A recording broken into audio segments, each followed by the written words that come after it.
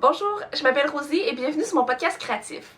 Si vous voulez me suivre, vous pouvez le faire sur YouTube, TikTok ou Instagram. Mon pseudonyme c'est Rosie, c'est moi. Sur TikTok l'été, j'ai surtout envie de partager des choses de canage, de mise en conserve. Donc j'ai commencé ma saison de canage la fin de semaine dernière en faisant de la confiture et en testant pour canner des légumes nature, là.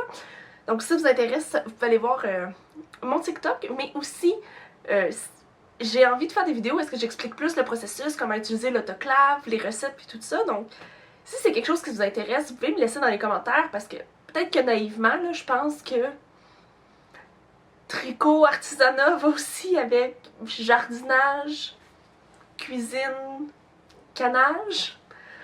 C'est peut-être juste moi là, mais je suis certainement pas la seule à avoir ces intérêts-là. Donc je vais commencer avec mes projets terminés. Dans le dernier mois, j'ai été beaucoup occupée par le travail et mon été va quand même être occupé, mais j'ai été très productive sur les bas. Donc je vais commencer par ça. J'ai fait une première paire de bas, comme ça. La laine que j'ai utilisée, je l'ai ici, c'est la Drop Delight Print. Bon, Drops Delight Print, qui est une laine 75% laine, 25% polyamide et qui a 175 mètres pour 50 grammes. Il m'en reste deux petites boulettes.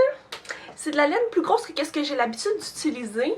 Habituellement, j'utilise plus de la laine qui est du fingering classique, du genre 400 mètres pour 100 grammes. Donc, habituellement, je fais mes chaussettes avec des aiguilles 2.25, mais là, je les ai faites avec des aiguilles 2.5.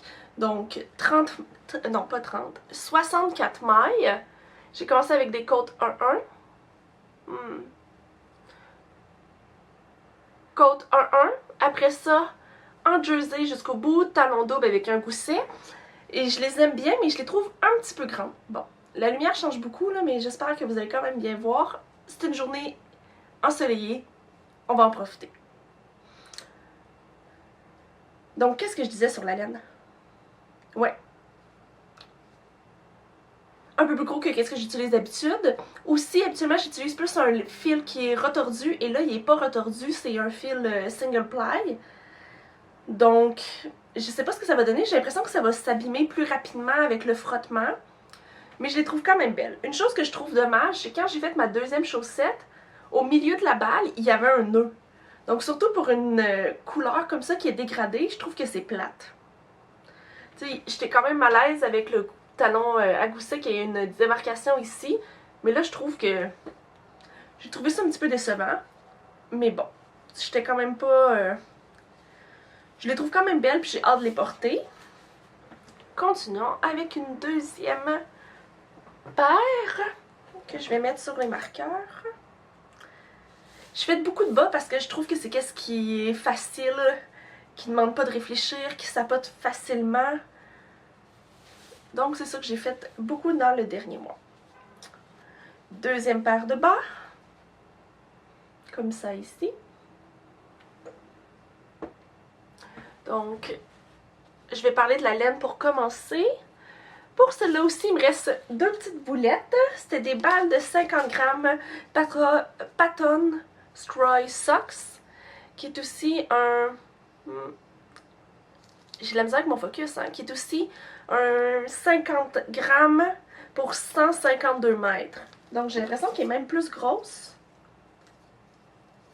Ça, c'était combien? 175? Ouais, 152 mètres. Celle-là est même plus grosse et c'est aussi 75% laine, 25% nylon. Pour celle-là, j'ai aussi utilisé les aiguilles 2.5 mm. J'ai commencé en faisant des côtes. Je vous avoue que je compte pas mes rangs de côtes. Là. Par exemple, j'étais avec 3 rangées de couleurs avant de commencer à faire du jersey. Puis je fais pas pour que les autorayantes, pour que les lignes soient pareilles. Là. Tant que J'aime bien que les rayures soient pareilles si c'est facile à faire, mais sinon, je me pose pas trop de questions. Attends, je reviens là, j'ai utilisé les aiguilles 2.5, mais au lieu de faire 64 mailles, vu que je trouvais que les dernières chaussettes étaient un peu trop grandes sur mon pied, j'ai fait 60 mailles, ce qui fait très bien. Encore une fois, talon double à gousset, diminution au bout. Des chaussettes vanille très très simples qui font la job. Ok, troisième paire de chaussettes, ce sont celles-ci. On voit que j'ai un peu un thème de couleur là. Celle-là, il m'en reste quand même vraiment beaucoup. C'est de la petite laine comme j'aime bien utiliser. Celle-là, ça vient de chez Madolène. C'est la M Socket. Que je pense que c'est 75 laine, 25% polyamide. Et qui a... Est-ce qu'on a la taille? Oui. 420 mètres pour 100 grammes. Donc, une taille que j'aime bien et dont j'ai l'habitude. Ça fait quelques fois que je tricote la laine M Socket et je l'aime quand même bien. Parce que je trouve que c'est le parfait mix entre doux et un peu rugueux, tu sais, un peu... comment qu'on dit? Rustique. Donc, c'est des chaussettes qui sont quand même douces, mais qui me donnent l'impression qu'ils vont durer longtemps parce qu'elles sont quand même un petit peu rugueuses. Un petit peu, tu sais, de laine rustique. Et pour celle-là, j'ai fait un peu n'importe quoi. J'ai commencé tout de suite en jersey, ce qui fait un bord qui replie. Ce que je vais peut-être regretter quand je vais les porter, mais c'est les chaussettes que je gardais au travail. Donc, tu sais, ils étaient dans le tiroir de mon bureau, je les tricotais quand j'avais quelques minutes à l'heure du dîner, à la pause. Sincèrement, ça a dû me prendre plus que 6 mois pour les finir. Mais c'est ça. Puis au travail, j'utilise mes mini circulaires 2.25 mm. Mais c'est vraiment pas ce que je préfère, les mini circulaires là. Fait que ça me faisait chier de devoir faire des côtes 1-1 au début, fait que j'en ai juste pas fait. Donc bord rouloté, talon double, diminution à la pointe. Je vais peut-être regretter d'avoir fait ça, mais je me dis qu'avec la quantité qui me reste, si je trouve ça vraiment plate puis que ça roulotte trop quand je les porte, je viendrai reprendre mes mailles puis je ferai des côtes. Mais je me dis que je vais essayer de les porter comme ça avant de faire quoi que ce soit. Ah, c'est comment qu'elle s'appelle cette couleur-là? Je vous ai pas dit les couleurs hein, des différents. Ça va bien. Mix bonbon. En tout cas, je trouve que c'est vraiment une très belle couleur fuchsia, verte. Pas verte, bleue. Avec un peu de mauve, un peu de vieux rose. Bien mon genre de couleur. J'aime bien les chaussettes flash. Ce qui va détonner avec la dernière paire de chaussettes que j'ai terminée. Que j'ai fini de rentrer les fils ce matin. Donc, tous les bas que je vous ai montrés, c'était avec de la laine à bas que j'avais dans mon stash. J'en ai quand même encore plusieurs. Et j'ai fait une commande sur le site d'Artiginat pour avoir de la laine à chaussettes que je pourrais teindre. J'ai jamais teint de la laine, mais j'aimerais vraiment essayer. C'est mon objectif de l'été, d'essayer de teindre la laine. Puis je trouvais que de teindre des écheveaux uniques dans l'idée de faire des bas était moins intimidant que de teindre la laine pour faire tout un chandail. Mais revenons aux chaussettes. Donc, dernière paire de ce mois-ci. On voit que c'est beaucoup moins coloré que les autres, beaucoup plus dans le neutre. Celle-là aussi, ah j'ai pris ma petite pochette, mais c'est de la Patton's Croy Socks, comme les autres en laine autorayante. Même composition, même métrage. Celle-là aussi, il m'en reste des petites balles. Et j'ai l'impression que c'est vraiment le même type de rayure, mais organisé dans un autre ordre. Donc, encore une fois, je l'ai faite avec des aiguilles 2.5 mm, 60 mailles. Je vous avoue que moi, tu sais, il y en a qui comptent combien de rangs ils font pour la tige, pour le pied. Je compte pas. Je fais autant que ça me tente. Après ça, je mets le talon. Puis pour le pied, je l'essaye sur mon pied. Puis après ça, quand je fais la deuxième, ben, je copie la première. Je suis pas très organisée. Des fois, j'ai l'impression que c'est un peu broche à foin, mais ça me convient. Donc, c'est la dernière paire de chaussettes. Et je suis contente d'avoir fait une paire un peu plus neutre parce que j'ai beaucoup de chaussettes colorées, mais j'en ai pas beaucoup d'unies ni avec des couleurs plus neutres. Dernier projet tricot terminé. C'est un chandail dont je vous avais parlé la dernière fois. Attention aux yeux, il fait mal. Je dis terminé, mais j'ai encore rentré aucun fil. Donc, le voici.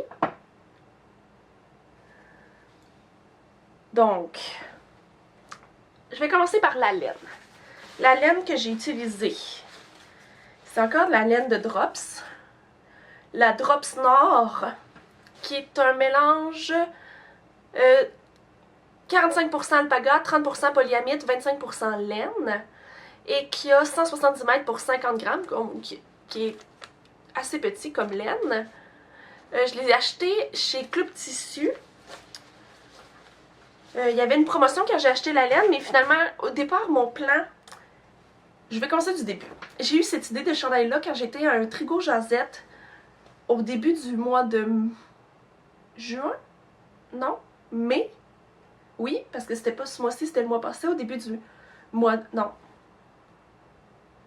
Ça doit être au début du mois de juin. Au 1er juin, là, je pense que j'ai été au Tricot Jazette au magasin de laine à Québec, Cœur de Maille. Et j'ai vu quelqu'un tricoter un chandail qui ressemblait à ça. Puis elle, c'était un t-shirt. Je sais pas c'est quoi la designeuse, mais je trouvais que c'était super beau. Je trouvais que ses couleurs étaient belles. Finalement, je suis vraiment pas allée dans la même inspiration qu'elle. Et en voyant que ça allait être un chandail qui est quand même épais, vu que c'est un jersey, j'ai décidé finalement de le faire en manche longue. Donc, je suis allée racheter de la laine. Pour faire ce chandail. Ok, je m'excuse. Je vous ai donné un coup de pied. Pour faire ça, j'avais 4 couleurs. Et il m'en reste presque pas. Donc j'avais une couleur fuchsia, un petit mauve pâle, un bleu marine et un bleu ciel. Et je suis venue faire des rayures. Mais comme je l'ai dit la dernière fois, j'ai essayé de le décrire à une de mes amies, puis j'étais comme, il y a des rayures dans ce sens-là, puis des rayures dans ce sens-là, puis elle était comme, finalement, Rosie, ça c'est carotté, mais... Oui, c'est carotté, mais c'est pas carotté, là. Donc... J'ai fait en raglan, j'ai commencé par le haut et je suis descendue. Je pourrais essayer de vous donner plus d'informations. Qu'est-ce que j'ai noté?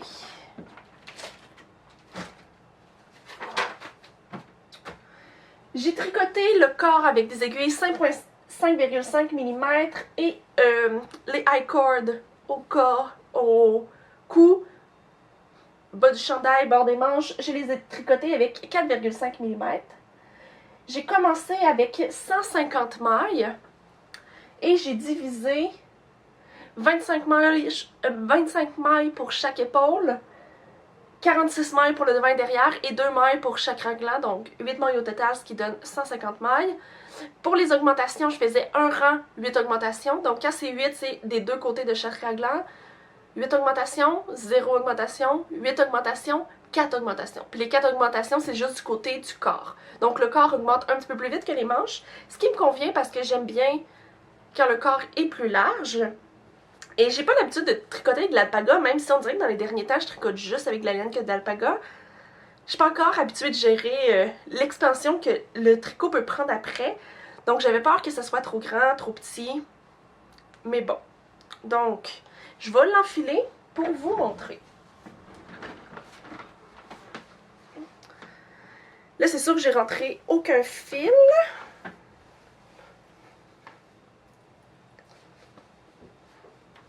Je vais dézoomer un peu. Ok. Donc là, c'est sûr que je porte une jupe, là. Des manches longues. J'ai pas fait de diminution parce que je savais pas trop comment les faire dans mon motif pour que ça donne quelque chose qui me plaisait.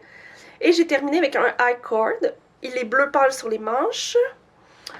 Le col, la dernière fois j'avais fait un col en côte, mais je trouvais ça vraiment laid. J'ai repris les mailles, j'ai défait le col, j'ai repris les mailles avec des aiguilles plus petites et là je l'ai refait en côte doublée, tu sais, comme un col plié. Je trouvais ça encore laid, donc là je l'ai défait et finalement j'étais avec un high cord. Et j'ai fait un high cord aussi dans le bas du chandail. Ça donne quand même quelque chose qui me plaît bien. Je m'imagine le porter comme avec un jeans, là. Parce qu'il est quand même, finalement, léger. Je pensais que ça allait être plus intense que ça. Là, je l'ai enlevé de mon tapis de sèche, là, ce matin.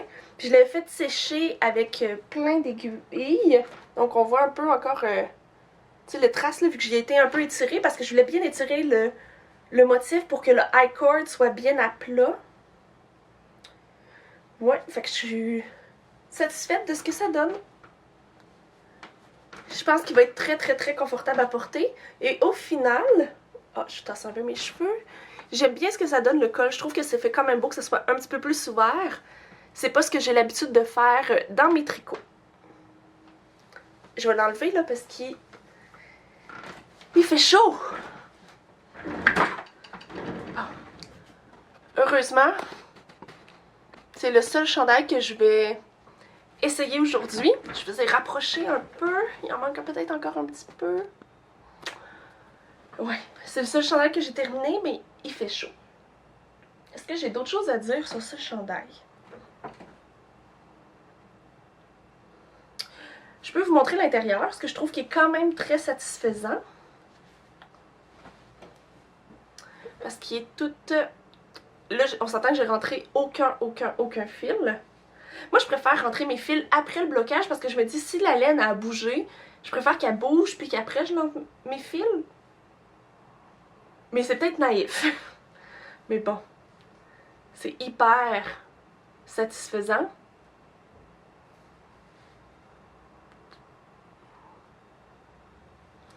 Donc, on verra. Je vois que mes raglages sont pas très beaux de l'intérieur, hein? Mais je vous assure que de l'extérieur, je trouve ça beau. Puis je suis contente du résultat final. Vraiment, là, je savais pas à quoi m'attendre, mais je suis contente. Aussi, dans les derniers temps, j'ai écouté un podcast de Pompon Tricot, qui a aussi fait un podcast, un épisode version Pompon Couture. Puis elle a dit le prix que ça lui a coûté, puis je trouve que c'est quand même intéressant. Mais j'ai quand même une façon... Je pense qu'elle, quand elle calcule ses tricots, elle calcule, tu sais, quelle quantité de laine. Si elle utilisait 30 grammes sur le 100 grammes, elle va diviser le prix pour utiliser seulement 30% du prix. Mais ma façon de voir les choses, c'est que cette laine-là, je l'ai achetée. Donc je préfère me dire, tu sais, comme mes petits restants comme ça, tu sais, ces balles-là dans ma tête, tu sais, je l'ai acheté pour faire des bas, fait que c'est comme le prochain projet que je vais faire avec ça. Ce projet-là est comme gratuit. Mais si on se calcule comme ça, ce chandail-là a peut-être coûté... Si on fait un calcul, je sais que les balles m'ont coûté 6,26 chacune, avec 8 balles, rajoutons les taxes au Québec, ça fait comme 57,60. Donc disons que ça m'a presque coûté 60$ pour faire ce chandail-là. Et dans ce cas-là, j'ai vraiment aucun restant, là, je pense. Tu sais, j'ai juste des petites boulettes. Je pense pas que je vais pouvoir faire grand-chose avec ces restants-là. Mais je peux m'imaginer que ce chandail-là m'a coûté une soixantaine de dollars au final. Ce qui est très abordable dans l'univers du tricot, là. Je suis vraiment satisfaite. Il est tellement doux, là. J'ai très hâte de le porter. Donc c'est tout pour les projets terminés côté tricot. J'ai été moins productive côté tricot, mais j'ai quand même été productive côté couture.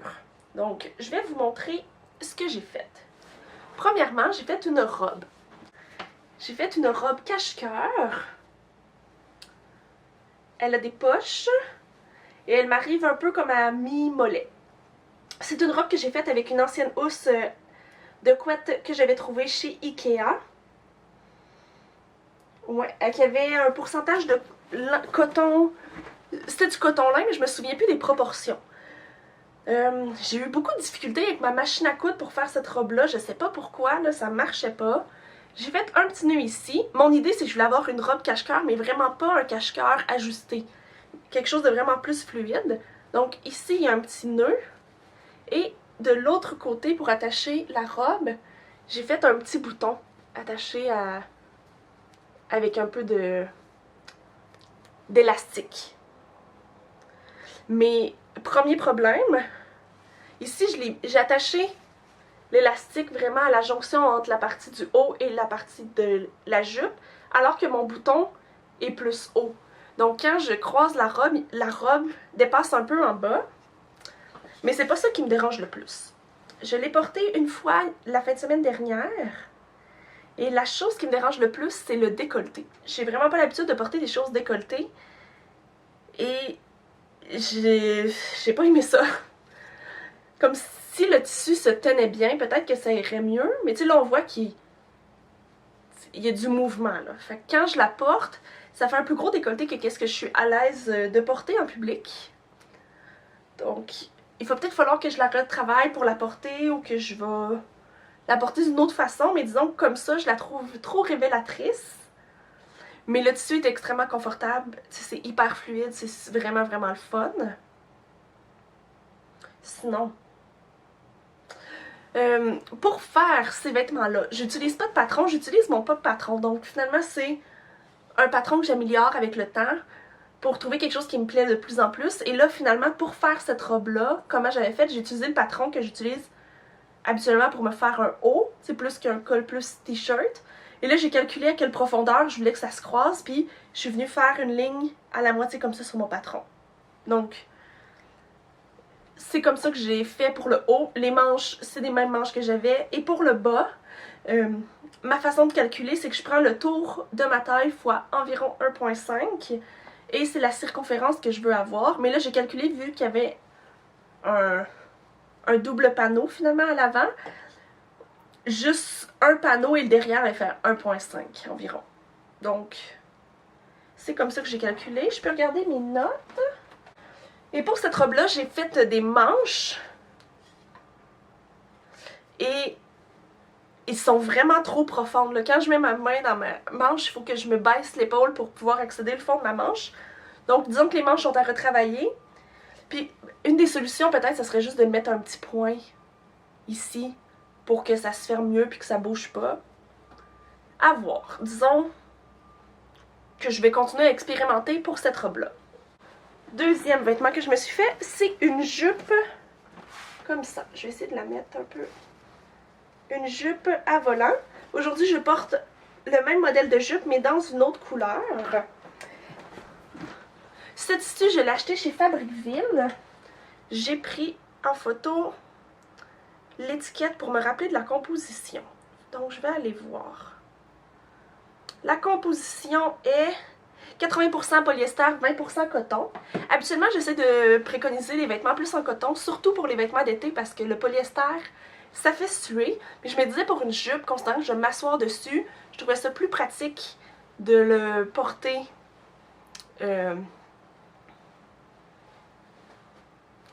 en polyester. Aussi, il y a une texture dans le tissu là, qui est un peu gaufrée. Donc, je me disais que ça allait être parfait pour une jupe pour m'asseoir dessus. Si on parle de prix, ce tissu-là, j'en avais acheté 3 mètres, puis il était en promotion de 3 mètres pour le prix d'un, donc il était à 15$ pour 3 mètres. Ah non, je me trompe. Quand je l'ai acheté, il n'était pas à 3 pour 1, il était à 70%. Donc 14,99 à 70%.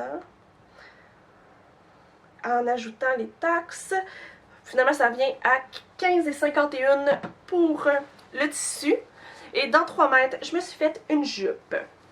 Encore une fois, j'ai pas de patron, mais j'ai tout écrit ce que j'ai fait si vous voulez la recopier à la maison. Donc pour cette jupe-là, déjà j'ai calculé la division des volants que je voulais.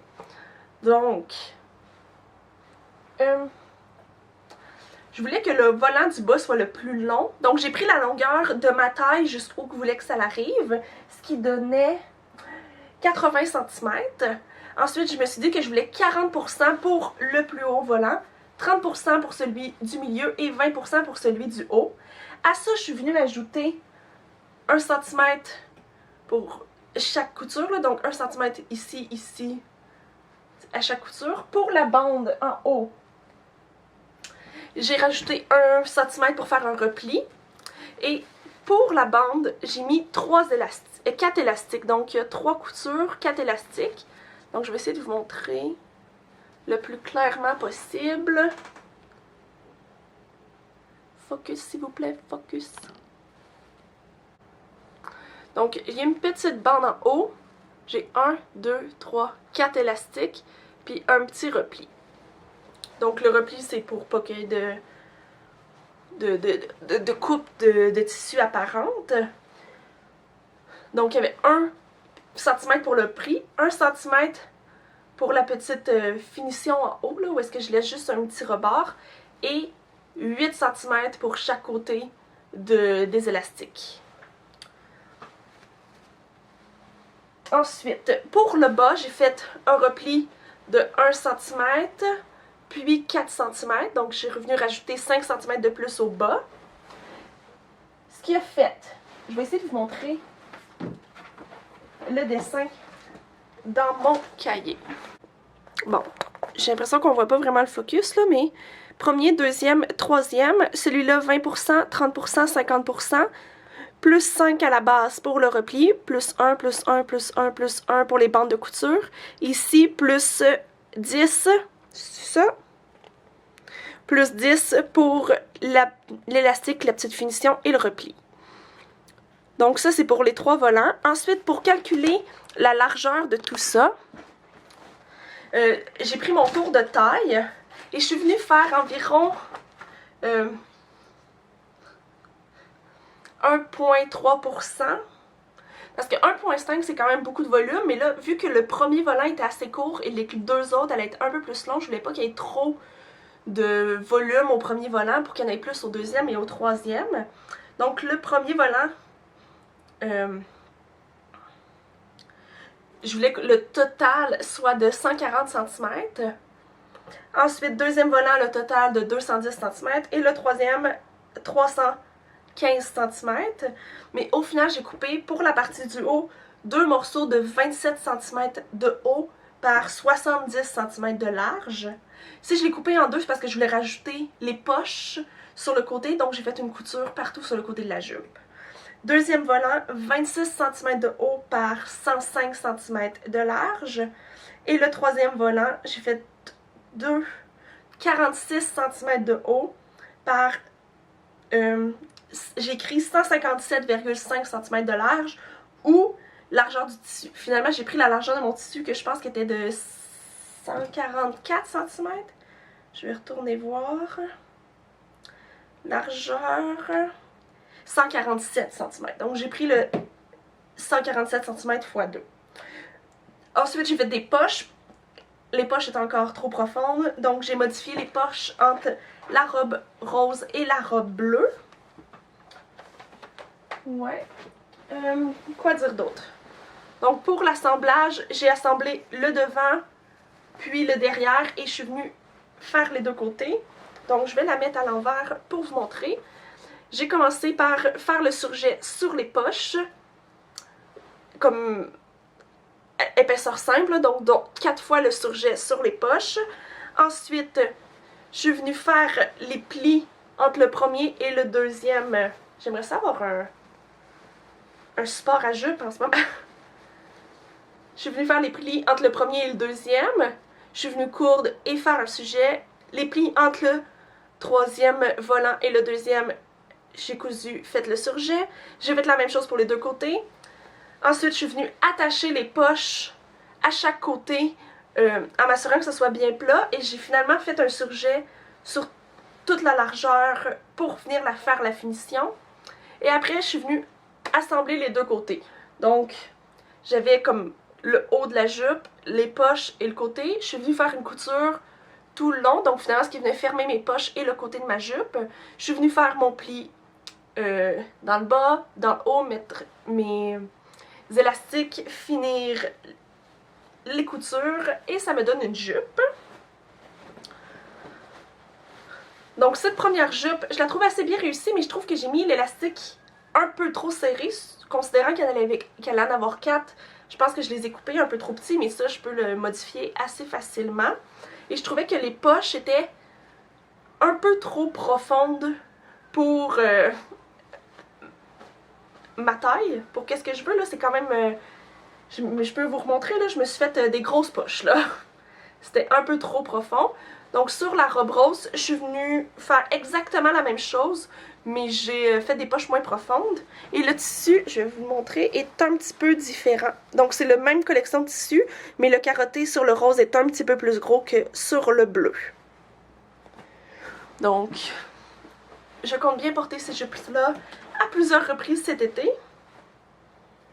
Et j'ai porté cette jupe-là pour la première fois au travail la semaine dernière. Ah, j'ai oublié de dire que j'ai fait une surpiqûre. Donc, entre les volants, je suis venue tenir ma couture vers le haut, c'est mon surjet, et je suis venue faire une surpiqûre. Parce que je trouve ça beau. J'aime ça faire des surpiqûres partout. Sincèrement, je suis pas sûre que ça change quelque chose, mais on dirait que je trouve que quand le surjet est tenu vers le haut, ça aide le volant à descendre un peu plus vers le bas et être un peu moins bouffant. Mais je sais pas à quel point ça change vraiment quelque chose. Mais si je continue, j'ai porté cette jupe-là au travail la première fois la semaine dernière. Et dans la soirée, j'avais un party de travail. Et je le portais au travail avec un t-shirt blanc comme ça. Et j'avais vraiment très très chaud. Donc j'ai profité du métrage qui me restait pour me faire un petit top. Oups là. Le chandail ne veut pas coopérer. Donc le voici. Je l'ai fait crop parce que je porte la jupe assez taille haute. C'est le même patron que j'ai utilisé pour faire mon haut avec des petites boucles. Donc au début je pensais rajouter les boucles, j'ai même fait les billets pour faire les boucles, mais juste avant de partir au party, j'ai fini ça 5 minutes avant de partir à mon party de travail là. J'étais pas sûre de vouloir les rajouter, fait que je les ai pas mises et finalement j'ai laissé le décolleté vraiment trop prolongeant là. Donc toute la soirée au travail, je refermais un peu mon décolleté parce que je me sentais un peu trop tout nue. Et là, mon chum, lui, il pense que je devrais juste remonter un peu la couture comme ça, alors que moi je me dis que ce serait un parfait moment pour faire une fausse boutonnière, surtout considérant que si je le porte avec la jupe, ça va rajouter un peu de détails. Là. Je me dis que je pourrais venir rajouter des boutons et en haut ici, venir mettre des boutons avec une petite cordelette là, pour venir les fermer. Donc il pourrait peut-être avoir 1 ou 2 boutons qui servent vraiment de boutons. Je serais curieuse de savoir ce que vous en pensez. Rallonger la couture ou mettre des boutons. Je m'imagine là des petits boutons blancs. Ça serait beau, je pense. Mais j'en ai pas. Il faudrait que j'aille en acheter si je veux mettre des boutons blancs. Je pense que c'est tout. Je pense que j'ai rien d'autre à rajouter. C'est tout pour les projets terminés. On peut maintenant passer aux projets en cours. Ça et ça. Bon. Assurément que dans mes projets en cours, j'ai encore une paire de chaussettes. Pour celle-là, je suis rendue... Je vais vous approcher un peu. Ok. Pour cette paire de chaussettes, je suis rendue au talon. Là, c'est beaucoup plus dans mes couleurs habituelles. Cette laine-là, c'est une laine que j'ai achetée pendant mon voyage en Italie à la boutique Lanard, qui est une compagnie de Milan. S'il vous plaît, la balle de laine, pas moi. Qui est un 75% laine, 25% polyamide, qui a 210 mètres par 50 grammes, donc qui est vraiment plus une taille de laine à bas que j'ai l'habitude d'utiliser. Et ça me motive vraiment beaucoup. En ce moment, je commence à faire mon talon double. Je la tricote avec des aiguilles 2,25 mm, 64 mailles. J'ai fait des côtes 1-1. En ce moment, je fais vraiment tout le temps la même chose. Côte 1-1. Jersey après. Je suis pas très originale dans mes chaussettes. Mais disons que ça, c'est le projet que je traîne un peu partout, qui est assez facile. En autobus, devant la télévision, quand j'ai besoin d'écouter un peu plus. Là, on s'entend quand je fais le talon, j'ai un peu plus besoin de me concentrer, là. Mais quand c'est du jersey en rond, petit comme ça, c'est très très très facile. Et deuxième projet en cours, que j'ai commencé hier, c'est un chandail pour mon conjoint.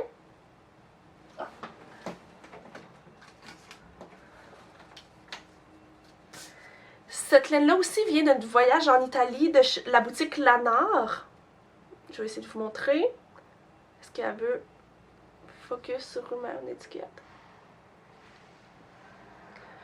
Disons que le focus, j'ai de la misère aujourd'hui. C'est de la laine qui s'appelle Alpaga Tweed, qui est du 80% laine, 20% alpaga. 370 mètres pour 100 grammes. Il avait choisi la laine grise comme ça. Et le tweed est noir et orangé. Je m'étais fait un chandail dans exactement cette laine-là, que j'appelle mon chandail Harry Potter, parce qu'il est bourgogne, et ça me fait beaucoup penser au chandail que Harry et Ron ont reçu à Noël dans le premier film d'Harry Potter. Donc, chandail Harry Potter pour mon conjoint. J'ai fait à peu près la même recette que j'avais faite pour moi. J'ai commencé avec des aiguilles 4 mm, j'ai monté 104 mailles, et j'ai fait un col replié. Et là, c'est un début, là. On s'entend que j'ai commencé ça hier, là. C'est un chandail à raglan. C'est ce que moi je préfère et c'est ce que mon conjoint préfère aussi. Donc là, c'est tout en moton, là, mais... il va y avoir des petits raglans. J'ai utilisé le chandail que je m'étais fait pour...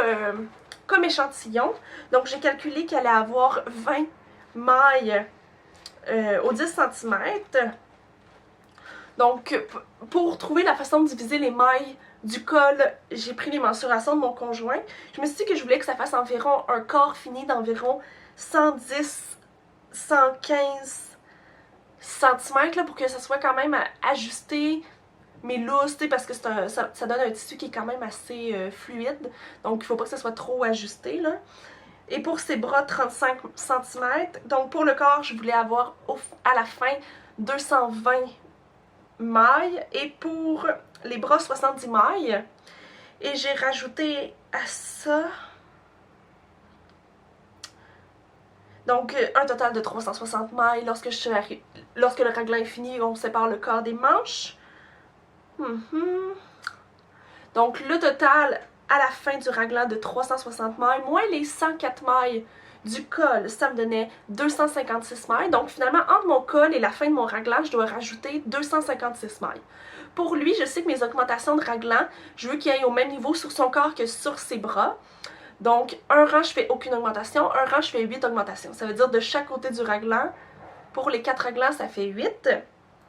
Donc, j'ai calculé que 256 mailles que je dois augmenter entre le col et la fin du raglan et divisé par 8, ça faisait 32. Donc, s'il y a un rang d'augmentation, un rang sans augmentation, ça va me faire un total de 64 rangs. Donc, je l'avais vérifié sur mon chandail. Ça fitait quand même bien. Je me dis, rendu là, sinon c'est facile de rajouter quelques rangs ou d'augmenter un peu plus sur le corps, moins sur les manches, inversement.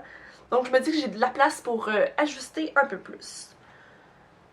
Donc pour la division, pour savoir finalement comment je vais le diviser, j'ai calculé que je gardais 2 mailles pour chacun des raglans. Donc je voulais avoir 68 mailles pour chacun des bras et 108 mailles pour le devant-derrière, moins 64.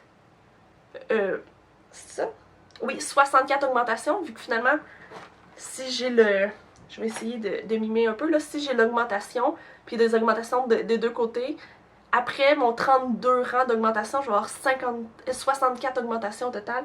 Et j'ai l'impression là, que c'est tellement pas clair ce que je raconte aujourd'hui, là.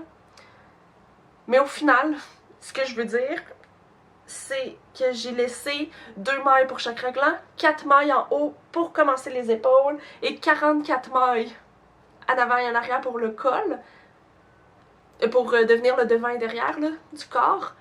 En ce moment, je sais pas si mes calculs sont corrects ou si je suis vraiment dans le champ. Moi, ça me dérange pas de recommencer. Donc, déjà, hier, j'ai commencé à le tricoter et j'étais rendu un peu moins loin et là, j'ai réalisé que j'avais pas fait de rang raccourci. Là, je peux pas y faire un chandail sans rang raccourci, là, ça va trop y remonter dans la gorge. Donc, j'ai défait jusqu'au col ce que j'avais fait et j'ai recommencé en faisant des rangs raccourcis ce matin.